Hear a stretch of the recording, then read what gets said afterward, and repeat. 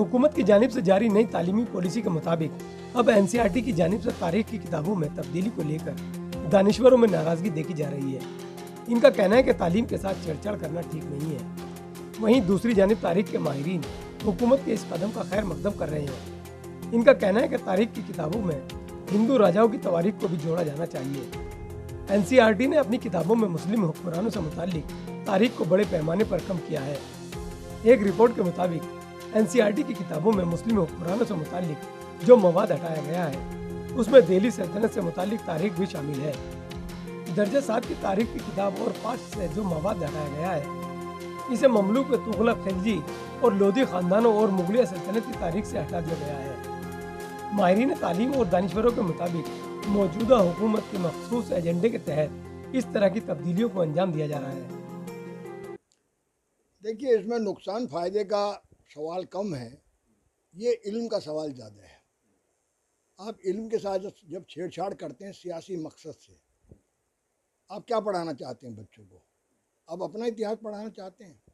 जो हुकूमतें इस वक्त आई हैं उनका जो नज़रिया है वो आप जानते हैं, वो तासुबी नज़रिए की हुकूमतें आई हैं। वो हिंदू राष्ट्र का निर्माण करने की बात करती हैं।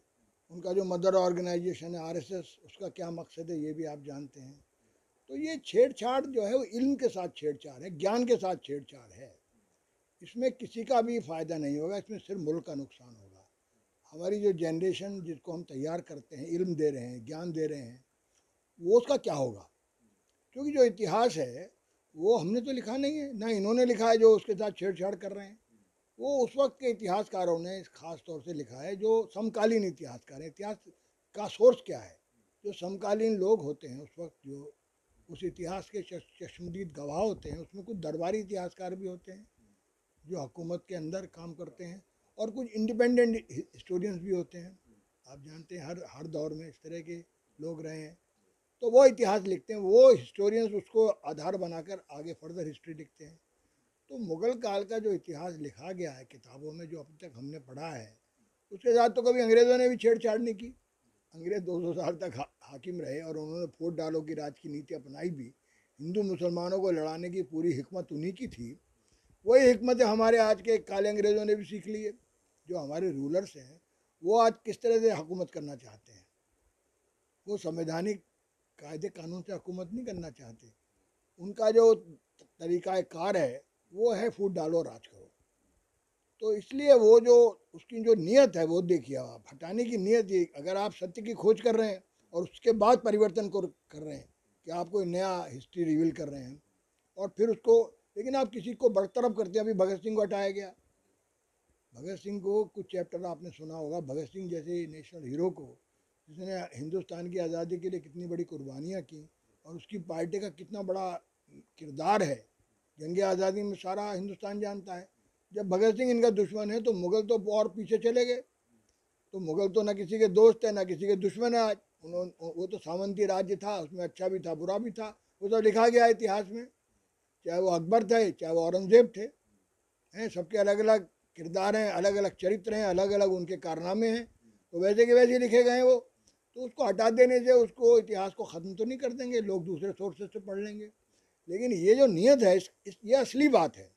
ये नीयत क्या है, इस पर सवाल किया जाना चाहिए। ये हुकूमत की नीयत क्या है जो हुकूमतें एनसीईआरटी के अंदर से इस इतिहास को हटा रही हैं, मुग़लों के इतिहास को या भगत सिंह की इतिहास को या चंद्रशेखर आज़ाद के इतिहास को। क्योंकि वो तो भगत सिंह के इतिहास का हटाने का मतलब पूरे पूरे क्रांतिकारी आंदोलनों के साथ के इतिहास को ख़त्म करना।